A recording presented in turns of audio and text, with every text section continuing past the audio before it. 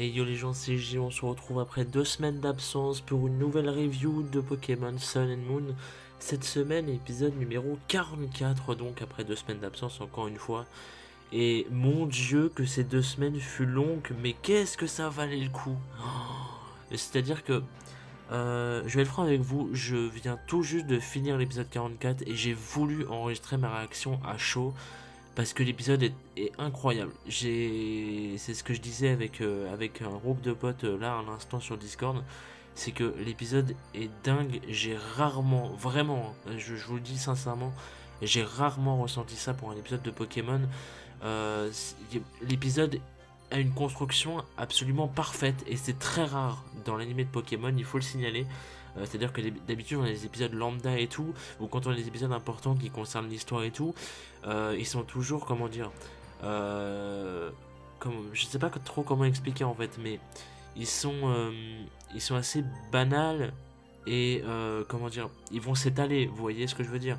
Et là c'est un peu pareil, sauf que l'épisode est extrêmement bien construit, mais je crois que j'ai vraiment rarement vu ça dans l'anime de Pokémon et ce qui m'a donné comme phrase à dire à mes amis sur le groupe Discord, et je leur ai dit euh, que j'ai rarement été hypé comme ça autre que pour des ligues de Pokémon de l'anime, et c'est totalement dingue. Enfin, il y a la hype, il y a la construction de l'épisode, il y a des teases, il y a des clins d'œil, il y a tout ce qu'il faut. L'épisode est vraiment excellent, c'est une petite pépite, c'est une merveille. Sincèrement, ça valait vraiment le coup d'attendre 2 semaines pour ça. Je suis extrêmement content et je voulais faire cette review un peu à chaud parce que justement j'étais dans un état un peu, pas euphorique, mais justement un peu choqué par justement ce que je viens de voir et tout, par ça, parce que je m'attendais vraiment pas. Je savais que l'épisode allait être ouf, vous voyez, je vous l'avais dit, mais vraiment pas à ce point-là. Pas au niveau de la construction, je m'attendais vraiment pas à un truc comme ça, et c'est absolument génial. Bref, excusez-moi, mais il fallait que je le dise, c'est important, je le fais pas souvent, donc pour une fois je me suis dit je vais passer 2 minutes pour le dire. Voilà, donc on va parler de l'épisode, donc le début de l'épisode, si vous voulez, le speech de l'épisode, donc c'est le début d'un nouvel arc, hein, enfin j'ai envie de vous dire. C'est Sacha qui fait un rêve où il est au lac des halos lunaires et solaires, là, dans les jeux, vous savez, la semaine dernière, enfin, il y a 2 semaines du coup, pardon, je vous avais dit qu'il était dans la preview, on le voyait au lac des halos et tout. Maintenant, je dirais juste le lac des halos, parce que en fait, on voit le logo lunaire et le logo solaire, donc en gros, c'est les deux réunis, c'est pas comme dans le jeu où t'as l'un ou l'autre, évidemment, donc voilà. Donc apparemment, il est au lac des halos, et il y voit Solgaleo et Lunala qui semble lui confier une espèce de mission, qui semble lui parler et tout. D'ailleurs, j'en profite pour faire une petite aparté. Lunala a un cri très similaire à celui de Giratina. C'est-à-dire que Giratina, vous savez, il a un espèce de petit. Comment. Crissement, grincement, je sais pas comment on peut interpréter ça. Enfin, moi je l'interprète comme ça en tout cas, donc à vous de voir vis-à-vis du film 11 et 12 du coup. Mais en gros, Lunala a à peu près le même cri euh, que, euh, que Giratina, en un peu plus modifié, histoire de. C'est comme, je sais plus quel légendaire avait le même cri que Palkia. Je crois que c'était un légendaire à 5G. Je crois que c'était Reshiram. Je sais plus du tout. Mais je sais qu'il y avait un légendaire il y a pas longtemps qui avait le même cri que Palkia en un peu modifié. Enfin, bref, voilà. Ou que Dialga. Oui, je crois que c'était Dialga, pardon. Enfin, bref, voilà, vous m'avez compris. Et Solgaleo, lui, il a un cri qui se. J'ai pas trop reconnu de ressemblance. Mais si je devais en dire une, ça serait peut-être Entei. Mais franchement, je suis pas sûr. Mais en tout cas, Lunala a le cri de Giratina. Et je me suis dit, c'est marrant parce qu'en fait, comment dire, il recycle souvent le cri de Giratina dans l'animé pour les légendaires et tout. Et je m'attendais pas du tout à ce que Lunala est une déformation du cri de Giratina. Donc bon, pourquoi pas, bref. Voilà, je préférais le dire, ça me semble important. Enfin, moi j'aime bien ce genre de petits détails, donc voilà. Et donc oui, donc Solgaleo et Lunala qui apparemment semblent lui confier une mission, qui semble parler avec Sacha. Bien évidemment, on ne les entend pas, hein, ils communiquent sûrement par télépathie ou une connerie comme ça, j'en sais rien. Et en fait, à ce moment-là, euh, les 4 gardiens des îles, donc les 4 Tapu, les 4 Toko, donc Tokoreko, Toko Pisco, Toko Pillon et Toko Toro, je crois que c'est ça en français, hein. Euh, les 4 gardiens des îles donc sont alors interpellés tous en même temps par quelque chose ainsi que le type 0 de Gladio. Ils sont toujours dans une grotte et tout, et Gladio en fait essaye de calmer son type 0, et en fait comment dire, Gladio commence à comprendre en fait quelque chose, et apparemment pour que type 0 soit autant énervé, c'est que les ultra chimères arrivent. En fait, juste avant l'opening, Gladio dit merde, c'est les ultra chimères et tout. Et sur le coup, tu te dis ok, donc Gladio semble être au courant d'absolument tout. C'est très étrange, mais encore une fois, c'est très bien construit. Et ça nous tease de partout et tout. Il y a plein de choses assez surprenantes en plus de ça. Et c'est magnifique. Donc il y a ça. Ensuite, il y a l'opening. D'ailleurs, je vous mettrai des. Enfin, je ferai une petite partie info à la fin de la review. Parce que justement, l'opening a un peu changé. C'est pas un nouvel opening, mais c'est une nouvelle version du premier opening en fait de Sun et Moon, c'est pour ça. Donc bref. Donc ensuite, à son réveil, à la télé, après son réveil plutôt, Sacha voit une émission en fait où une dame remet un trophée, apparemment un award, au professeur Pimpronel à la télé pour apparemment la plus grande femme d'Alola, ou une connerie comme ça, enfin pas plus grande en termes de taille évidemment, mais en termes d'importance, entre grosses guillemets, en termes de réussite. Enfin, je crois que c'est ça. Ce qui surprend du coup Euphorbe, et on sait tous pourquoi, parce que Euphorbe et Pimpronel sont mari et femme. Enfin, normalement, parce qu'en fait, dans l'épisode, c'est vraiment pas dit. C'est-à-dire que. Enfin, vous verrez, mais ça m'a vraiment un peu étonné, ça, pour le coup. En fait, Sacha, du coup, lui demande, du coup, s'il la connaît et tout. Et Euphorbe lui dit que c'est une sorte de vieille amie de longue date, etc. et tout. Donc, sur le coup, tu te dis, ok, il veut pas l'avouer, mais pourquoi bon, on verra plus tard. Et en fait, du coup, on la voit au paradis éther. Avec plein de Pokémon et avec Elzamina. Donc ça fait que Pimpronel et Elzamina travaillent ensemble, assez étonnant pour le coup, mais bah pourquoi pas. Et parce que dans les jeux, il me semble pas qu'elles travaillent ensemble. Il me semble elles sont peut-être déjà vues, mais il me semble pas qu'elles travaillent ensemble. Parce que je crois même pas qu'elles travaillent avec la Team Aether. Hein. Je crois pas. Hein. Alors oui, des fois vous m'entendrez dire Team Ether, Team Aether, parce qu'en fait j'ai l'habitude de dire Team Aether de mon côté, et à chaque fois que je dis ça, ça me rappelle qu'à l'époque on m'avait corrigé plein de fois parce qu'il fallait que je dise Team Ether. Donc ne vous étonnez pas si jamais des fois j'alterne entre les deux, c'est normal, c'est ma faute. Donc voilà, désolé. Et donc en fait, Forbes explique alors à Sacha que elle s'est spécialisée, la professeure Pimpronel, dans les recherches des ultra brèches, et que c'est pour ça qu'elle mérite son espèce d'Oscar, voilà. Et donc en fait, on la retrouve. Du coup, on a un plan sur elle, donc la professeure Pimpronel, Vicky, Sobonne et Elzamina au lac des Halos, les fameux, qui en fait ils sont tous en train de contempler les vestiges à la recherche de traces d'ultra chimères apparemment, ou d'ultra brèches, et bah, ils ne trouvent rien tout simplement, mais c'est très intéressant à voir. Et voilà, je m'y attendais pas, mais c'est enfin on le voyait dans le comment dire, on le voyait dans la preview, mais tu t'attendais pas à ce que ce soit comme ça, tourner comme ça, enfin je sais pas, je m'attendais pas à ça en fait. Et pareil, ça fait plaisir, tout simplement. Et donc plus tard, Tokoriko apparaît devant Sacha et Pikachu, il les attire dans une forêt, ce qui les conduit en fait directement à Cosmog, qui était endormi dans un buisson et tout.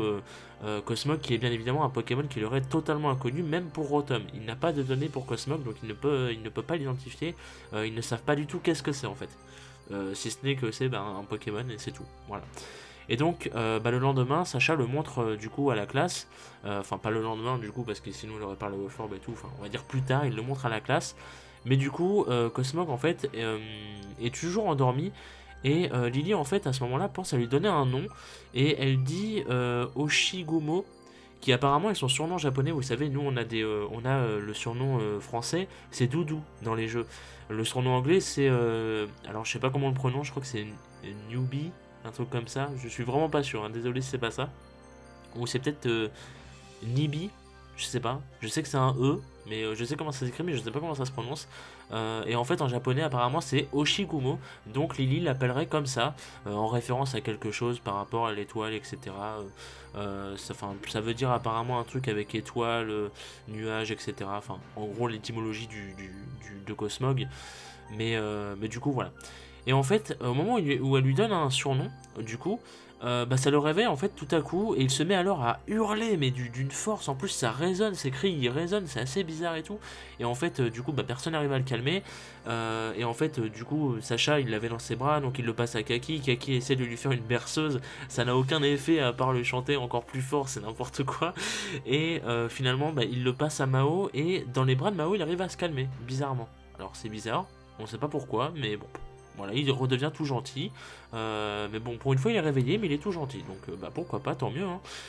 Et donc, euh, et donc, en fait, à ce moment-là, la team du coup de l'Ether, alors ce que j'appellerais la team Aizer Ether, je préfère m'expliquer tout de suite.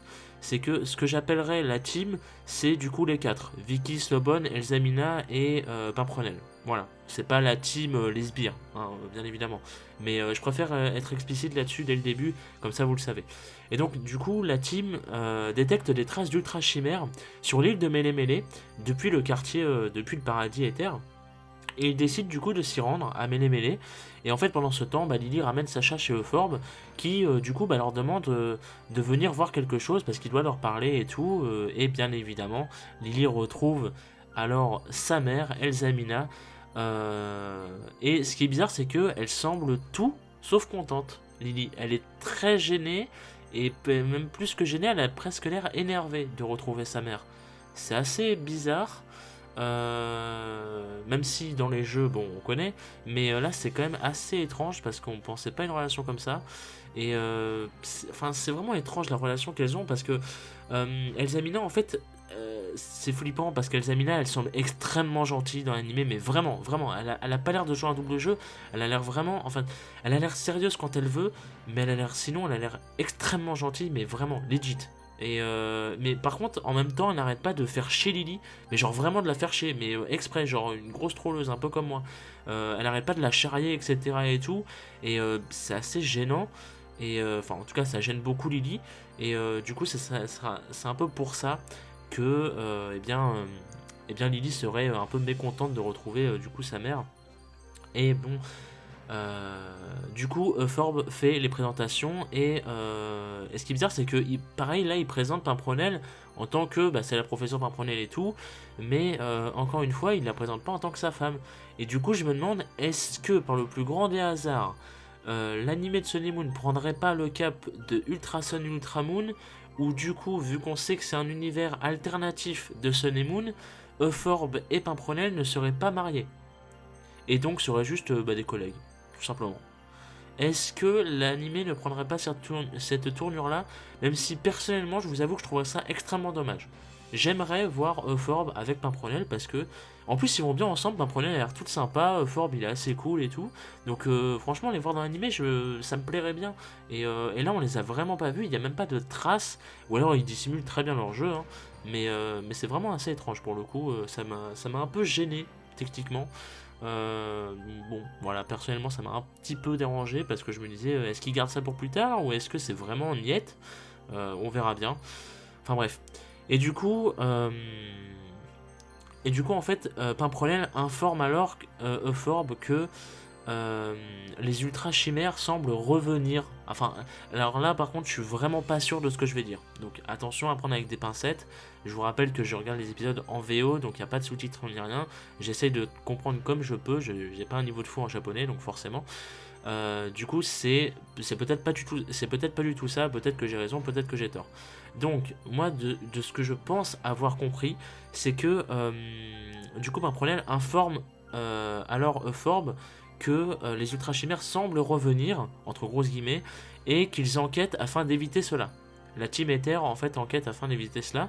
Ils expliquent en fait que les quatre gardiens, donc les quatre Toko, voilà, les ont affrontés fut un temps et ils les ont repoussés apparemment. Enfin, je pense que c'est à peu près ça. Enfin, il y a une espèce de légende qui se fait vis-à-vis que les quatre gardiens ont affronté les ultra chimères et du coup voilà, c'est dans le passé tout ça. Enfin, on connaît, donc je me dis bon bah ils ont dû les affronter, ils les ont repoussés, voilà les sauveurs, etc. La base, c'est la légende d'Alola en même temps, donc c'est un peu normal. Et en fait, Sacha, en voyant les images, du coup, bah, il se souvient de son rêve, du lac, du halo, etc.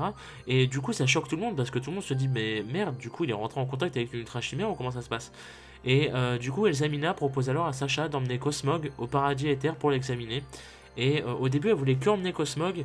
Et en fait, Lily lui a dit que oui, il était rentré en contact avec Tokoriko plusieurs fois, etc. Et tout.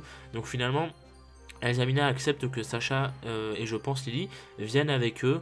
Enfin, du moins je pense que c'est ce qui va se passer. On n'a pas encore d'infos à l'heure actuelle. Donc bon voilà. Et la preview nous montre que Cosmog va foutre le bordel en fait dans l'épisode de la semaine prochaine. Il va TP en fait les gens un peu n'importe où en leur faisant vivre un véritable cauchemar. En gros, l'épisode sera full comique, en tout cas de ce qu'on voit de la preview. Et il y aura apparemment pas mal de plans avec la Team Rocket, c'est assez bizarre, mais je vois pas ce qu'ils vont faire, donc voilà, on verra bien. Du coup, voilà, c'est tout pour l'épisode. Et vous comprendrez que c'est un épisode totalement dingue parce que, bien évidemment, on s'attendait à des. Pas des révélations, mais à des.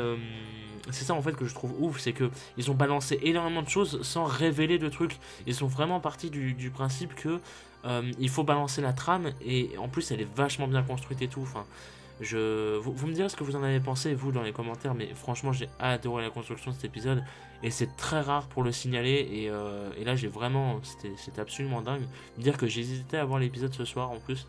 J'ai vraiment mal fait d'hésiter pour le coup, mais bon voilà. Et donc j'ai deux petites infos avant de vous quitter par contre les amis. La première du coup c'est que je vous avais dit l'opening a changé, l'opening Alola du coup a changé quelques scènes évidemment, ils vont pas garder le même opening. Donc il y a plusieurs scènes qui ont changé du coup, on y voit ainsi Elsamina avec toute la Team Ether. On y voit Lily avec son nouveau style. Vous savez qu'elle a dans les jeux à partir de Pony là où elle a une queue de cheval, elle a une tenue un peu toute blanche mais en mode jupe un peu, etc. Enfin, un air plus d'éther, etc. Enfin, je pense que vous savez de quoi je parle. Donc on la voit comme ça dans l'opening. On voit Gladio avec son évolution de type 0, donc Sylvalier. Et apparemment une Pikachazelite, je crois que ça s'appelle comme ça, pour Sacha et donc Pikachu. On les voit faire une espèce de Z-move, le Z-move spécial qu'on voit faire avec Pikachu dans les jeux, etc. Donc voilà. Donc c'est plutôt cool, ça hype plutôt pas mal, et puis bon, on verra ce que ça donne, mais franchement c'est plutôt sympa comme petite variante, même si je vous cache pas que j'aurais préféré vraiment un nouvel opening, mais bon, bah tant pis, hein, écoutez, on en aura un autre peut-être en janvier, du coup, sûrement même en janvier, du coup bah voilà. Et donc, deuxième note que j'ai trouvé vraiment sympa, c'est un espèce de petit easter egg pour les jeux, c'est que on apprend en fait que Lily avait un Mélofée, si vous voulez, et que quand elle était petite, elle ne voulait absolument pas le faire évoluer, ce Mélofée. Et en fait, Elsamina l'a fait évoluer par la suite de son plein gré en voulant juste faire chier Lily. Voilà, donc c'est une grosse salope. Et en fait, surtout le plus important là-dedans, je sais pas si vous avez tilté, c'est que du coup, le Mélodelfe qu'on affronte dans le jeu quand on affronte Elsamina, et bah c'est celui de Lily à la base. Et ça c'est chaud. C'est très très chaud de savoir ça. Et je trouve ça génial comme easter egg, parce que c'est fou, ça te retransforme un petit peu l'aspect du jeu et tout de base. Bon, peut-être pas quand même, mais vous m'avez compris. Je trouve ça absolument génial, donc voilà, je tenais à le partager. Et voilà, donc encore une fois, un épisode absolument dingue. L'épisode de la semaine prochaine va sans doute calmer un petit peu la hype pour faire place à un petit peu plus de comics, je pense. On verra bien. En tout cas, cet épisode était vraiment un chef-d'œuvre. Pour le coup, je ne pèse pas mes mots. Enfin, oui, je ne pèse pas mes mots. Pour moi, c'était vraiment l'un des meilleurs épisodes de Pokémon qu'on a vraiment jamais eu. J'ose le dire. C'est l'un de mes épisodes Pokémon préférés. Et c'est vraiment de l'art à ce niveau-là. Enfin, pour quelqu'un qui suit les épisodes de Pokémon depuis longtemps, voir un truc comme ça, franchement, c'est beau. C'est vraiment beau, on n'a rien à dire. La construction est vraiment bonne. L'intrigue se place vraiment pas mal sans trop révéler de choses en même temps. Enfin, en même temps, il y a pas mal de choses qui sont révélées, enfin, qui sont amenées mais qui sont pas révélées. Vous voyez ce que je veux dire? Donc, enfin, c'est vraiment, c'est magistral. J'adore ça. Et je trouve qu'ils ont vraiment fait un super taf. Et ça mérite vraiment des récompenses, des applaudissements, ce que vous voulez, de la reconnaissance, tout, ça mérite tout. Voilà. Donc merci à vous d'avoir regardé, review un peu plus long que d'habitude, mais comme vous l'avez vu, il y avait pas mal de choses à dire, donc j'espère que ça vous aura pas trop dérangé, et puis on se retrouve pour la semaine prochaine. Voilà, merci à vous, à la semaine prochaine, gardez la hype, et des bisous.